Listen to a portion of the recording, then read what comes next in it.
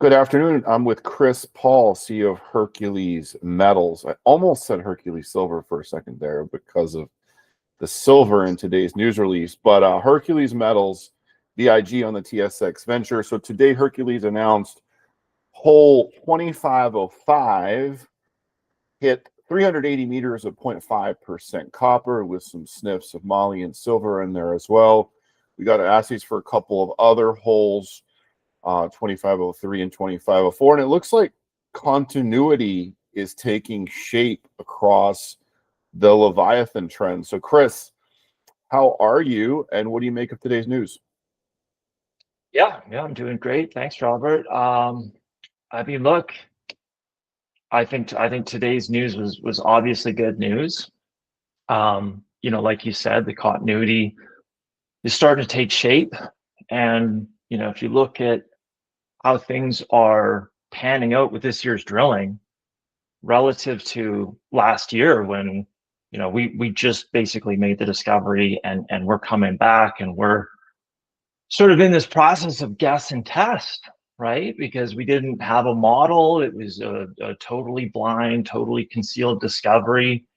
But obviously taking all that data and, the fact that we drilled with oriented core, I mean, the team was able to put together a model over the winter. And so now coming in this season and sort of having some predictability of, where this porphyry is, where it's centered and how it's dipping, we can drill across that.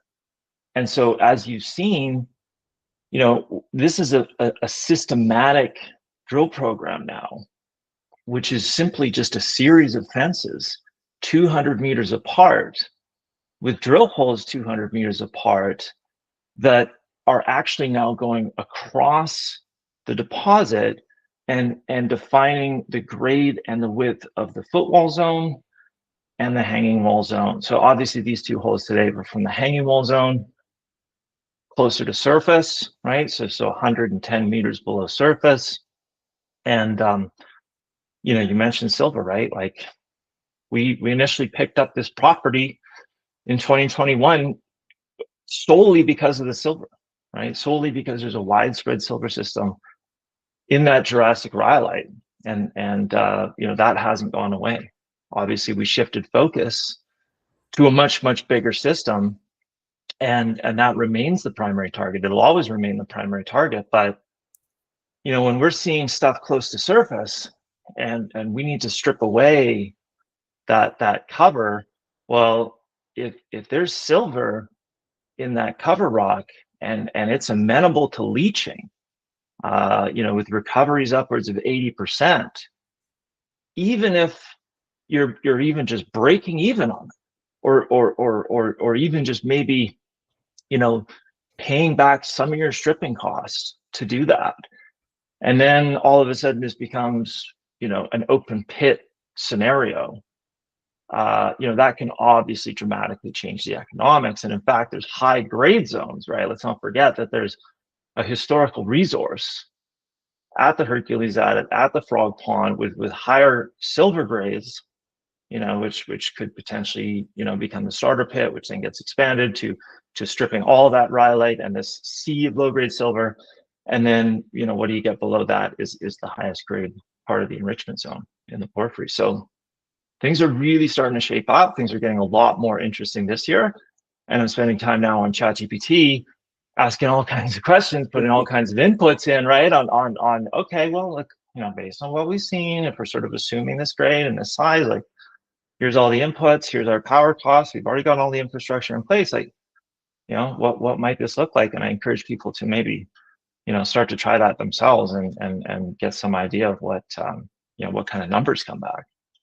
Yeah, I think that's an important point, and I know there's plenty of Hercules shareholders out there that are extremely inquisitive, that use AI a lot. So I'm sure we'll get plenty of reports back from the shareholder base over the next couple of weeks on the economic potential here. But I posted a couple of weeks ago on CEO.c about the silver because I thought it was important to remind ourselves that, like, for the last year and a half, we've treated this younger cover rock as like waste rock and a negative for the deposit, for the project. And I think people need to think a little bit deeper there, just looking at the historical results, including what Hercules did in 22 and 23.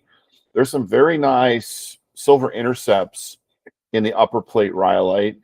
And there's some zones like Hercules Adit, for example, Great Creek, where the results are pretty damn good. I mean, this was considered at several points in time to be a potential standalone silver mine. So I don't think that's forgotten. And look, the porphyry is the money maker here. The porphyry is a driver of everything. I mean, the porphyry is what drove the silver even, right? At a later, event.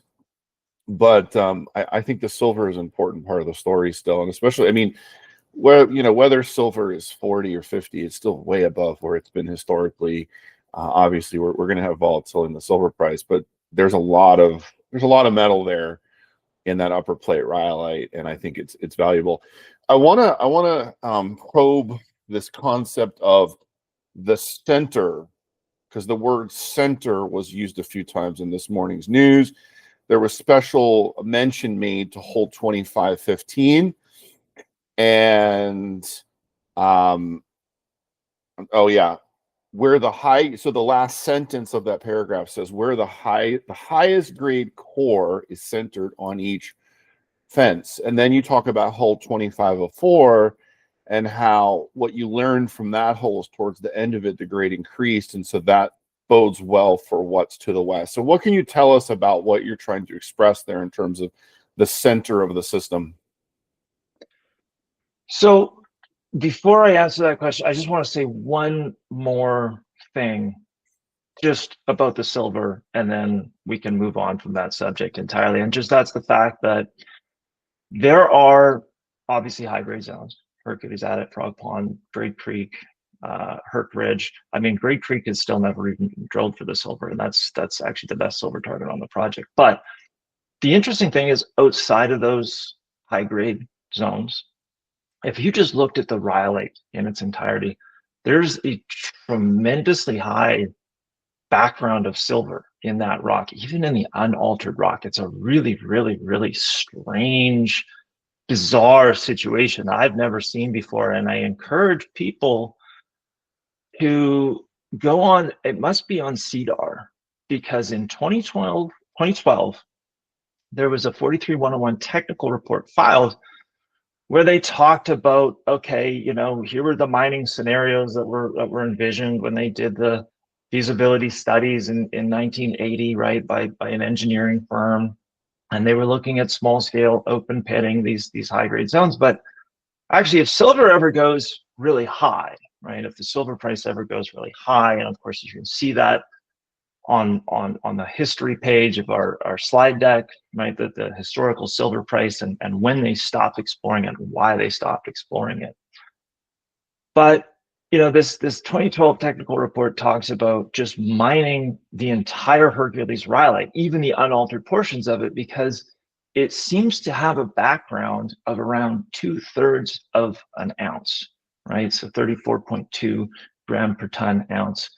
Which equates around just over 20 grams of silver as the background in this rock, which is just strange and bizarre. Don't ask me how it has that background, but it does. So that should be looked at, right? And at one stage, like this was, in the S&P Global database, I'm sure it still is, as one of the largest undeveloped silver deposits on the planet. So anyways, I just wanted to sort of get that.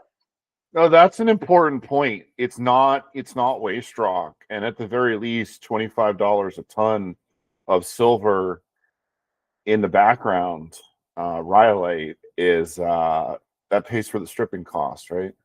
Well, when we picked this project up end of 2021, and we did this 9-hole scout program just to validate the historical drilling numbers, we used a cutoff of 35 gram per ton silver, because this was, being looked at as a standalone, right? This has to work as a standalone silver deposit, right? So we got to find high grades, got to justify going in just to mine the silver. But if you're going in to mine something else, and you're just stripping this stuff away, so you're mining it no matter what, right? It just becomes a function of, okay, your mining cost is a sunk cost, and then it just becomes a question of, do you throw it on the leach pads, or do you throw it on the waste pile? And at 20 grams per ton and $50 silver and moving higher, you get where I'm going with that. But look, let's get on to the question about the center.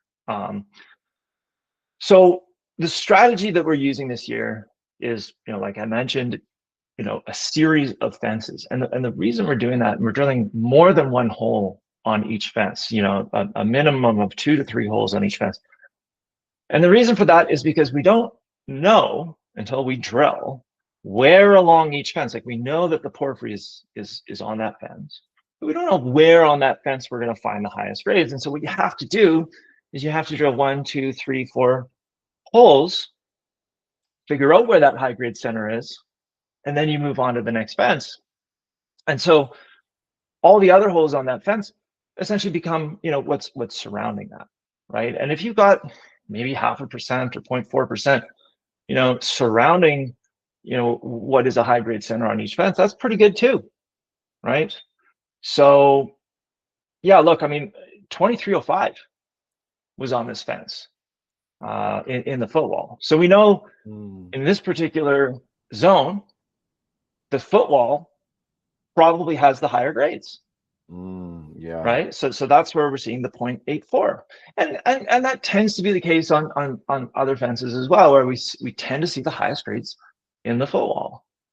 But the hanging wall, on the other hand, is the one that's closer to surface, and when you're getting grades of 0.6, that's certainly nothing to shake a stick at, especially when the what's sitting above that 110 meters is rhyolite with silver in it. Got it. Okay.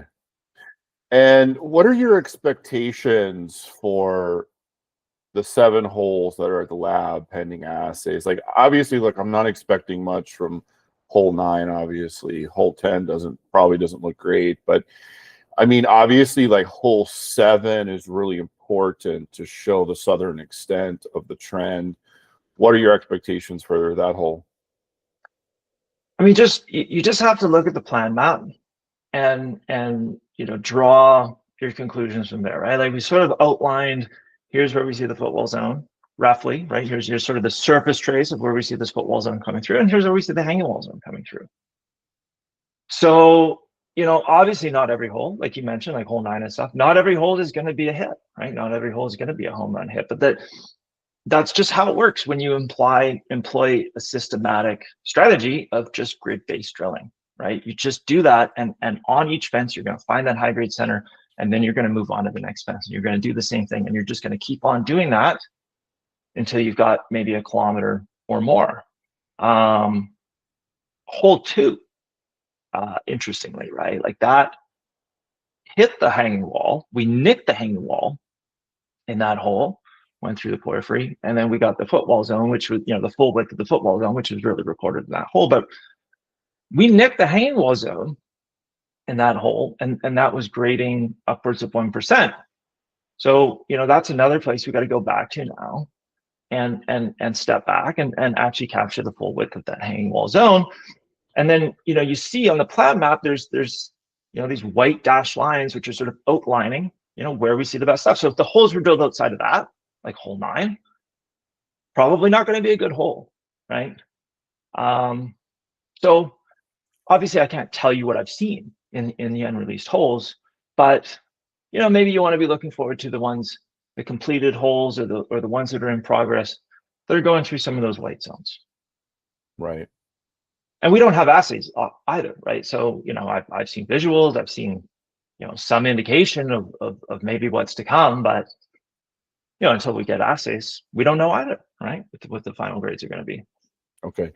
And it's still, the plan map still shows 2514 is underway, and then the rig will move to complete 2518 and 2521. What can you tell us about 2514? And is that hole getting close to being terminated and the rig being moved? I think that's about halfway done. I wouldn't say it's close. I would say I think it's just getting through the cover now. So that one, yeah, we still on site, haven't actually seen what we're going to get out of that one. Obviously, like I have no idea. I really truly have no idea. We haven't seen it yet, but I am definitely encouraged by what that hole's going to hit, just based on, you know, looking at 2502 and kind of seeing the fact that it's simply just on trend from a really high grade hit in 2502. And this brings up another good point too, right? So we're going to finish the season and we are then going to go back and do more modeling, right? So we had a model coming into the season, game changer. It's obviously significantly increased our hit rate relative to last year. We're going to take this year's drilling. We may even try and calculate our own, you know, internal MRE just to get a sense of, you know, what this thing's looking at. We're certainly going to do a block model. And what that's going to do is it's basically going to show, you know, where are the gaps left now, right? So obviously there's going to be some high grade trends in the footwall and a high grade trend in the hanging wall. And we're probably still going to have some gaps left to fill. We're certainly going to have, you know, some gaps left to fill, and probably, you know, number one, extend that hanging wall, you know, north of this upwards towards 2502. That's a big area right there. And yeah, we're just going to keep going. But you know, with every hole we drill, we advance the model, you know, we start to model this high grade core on both sides, and then it's just a matter of, you know, infilling that and putting together, you know, eventually a resource here.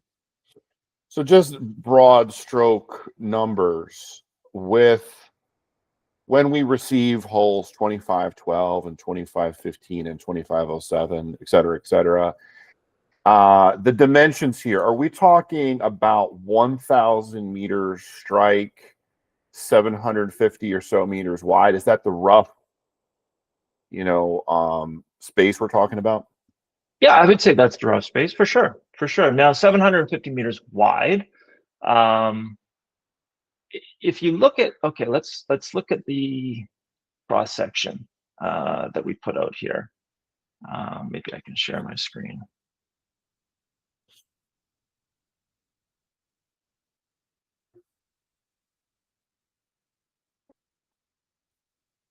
Okay, so 750 meters wide from, call it 2305, right? This is the discovery hole here, 185 meters of 0.4 in the footwall here, and we've got a hole behind that, 2408, which had, you know, 478 meters of 0.5% copper, right? So you got the footwall zone, you've got the hanging wall zone, and then you've got this zone above the porphyry as well, you know, which certainly has grade. And so what we're seeing in terms of geometry is what we call an inverted cup, right? Which is sort of the classic porphyry model. The actual very center itself is the porphyry, and that's low grade, and the mineralization forms a shell around that porphyry, right? So we're sort of seeing this U-shaped body of mineralization taking form on each section, you know, and that would be what we would then extend potentially over 1,000 meters, right? Is this U-shaped zone? This, you know, it's kind of more like an inverted trough of mineralization, and the highest grade being obviously at the upper part of that. Okay, got it. All right, yeah, that makes a lot of sense. That's very helpful. Okay, then you made a point to make this news, you know, this news release about the Leviathan Porphyry system. Southern Flats is sort of a separate area of the project. What can you tell us about the progress on the two holes that are ongoing at Southern Flats? Southern Flats is interesting.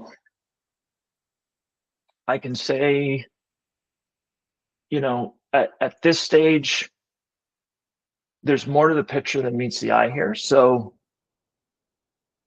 we've tested, you know, if you look at the total strike length of the system, right, based on the MT now, you know, this is a system that's upwards of 5 kilometers in strike. Now we've just talked about 1,000 meters, right, and that's where we made this discovery hole, where we just happened to drill the very first deep hole that's ever been drilled in this entire district, in this entire belt. But what this MT is now showing us is that 1,000 meters probably only represents about 20% of the system, right? So we've really only probably tested about 20% of the system so far, and that means there's probably another 80% left to be tested. And I would say, based on things we've seen, that southern, there's something going to be under Southern Flats. I think, it's about all I can say at this point. I think there's something, the system either extends it. We don't know what's going on yet, but the system either extends there, right? So either Leviathan is one giant long 5-kilometer long porphyry, or there's something bigger, right? And whatever is, causing this not only wider, right, 3x bigger anomaly, but also much stronger anomaly, that could be the main porphyry center, where Leviathan is simply just an offshoot of that. We don't know yet. It's very early days. But I think I've seen enough to say that there's something under there. There's something going on. We don't know yet, but there's something going on. Okay. And then is the drill plan for the rest of the season the same as it was last month? You're going to complete one more hole, hole 23 at Southern Flats, and that's going to be the end of the season? We'll see. Okay. What do you think about the share price performance? I mean, I hate to ask this question, but I know shareholders want to hear you, respond to it. Like, it's been a nosedive since end of September. Seems like one or maybe two large sellers have just come into the stock. And obviously, look, the last week has not been good for the sector, broadly. So I'm not talking about just the last couple of days. I'm just talking about this move back to the 60-cent level, back under 200 million market cap. Do you have any comments on that? Yeah, I do, for sure. The share price performance has been terrible in September. It was an awful month. And look, I'll blame myself partly for that.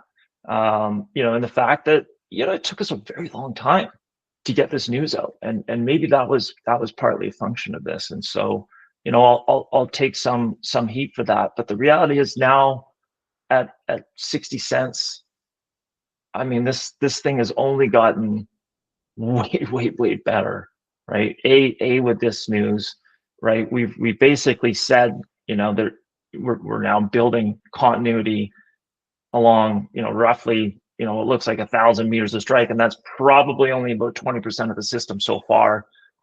I've been looking at comps lately, right? I've been looking at, other comparable, porphyries, like, what Faraday has in Arizona, or even Arizona Sonoran, and some of these companies and some of them. Now they're further along, right? Like, they've done the economic studies, right? They've done the resource estimates. We haven't done that yet, right? We're going to do that after, at least internally after the season, and then that's going to guide us to, where the remaining final gaps are left to fill on Leviathan, and then probably, at that stage we can look to do a PEA.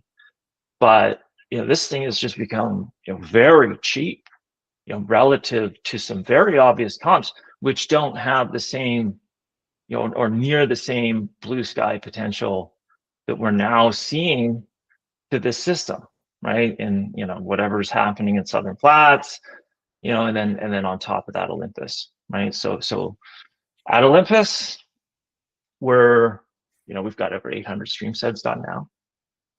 We've, those have identified, those stream sediments have now identified several new bona fide, concealed targets out there. And we've been mapping those, we've been prospecting those, we've been getting rock samples on those.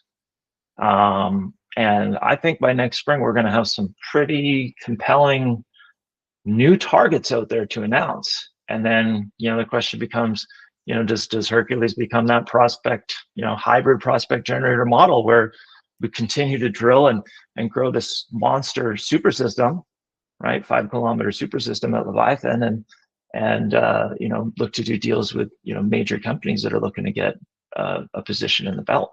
Because we, as the junior, have gone and done the greenfields legwork, generated Leviathan lookalikes and set up these drill ready targets and get someone else to spend the money, and Hercules retains a carried interest on those. That's fascinating. I've never heard you say that before. The hybrid prospect generator model is actually shining here in 2025. There's several examples of that in the junior mining sector. So that's interesting for me to hear you say that, because yeah, that 100,000 acre belt-wide land package is kind of daunting to me. So I think that taking off some pieces might actually be a good plan. But yeah, we'll see. Do you plan to outline some of these belt-wide targets over the coming months? Oh, absolutely. Yeah, absolutely. We'll show where those are, and I think by spring, we'll start to really showcase what's going on here, and really all I'm trying to say right now is we've clearly got Leviathan here, right? And maybe that's 1,000 meters, and that's really going to backstop the value of this company, right? No matter what, and grow from there, and grow to who knows how big. But the blue sky on top of this, we're getting obviously no value for that at the moment, right? But that's something that could very much change and very much start to get interesting, maybe starting in Q2 2026. Okay.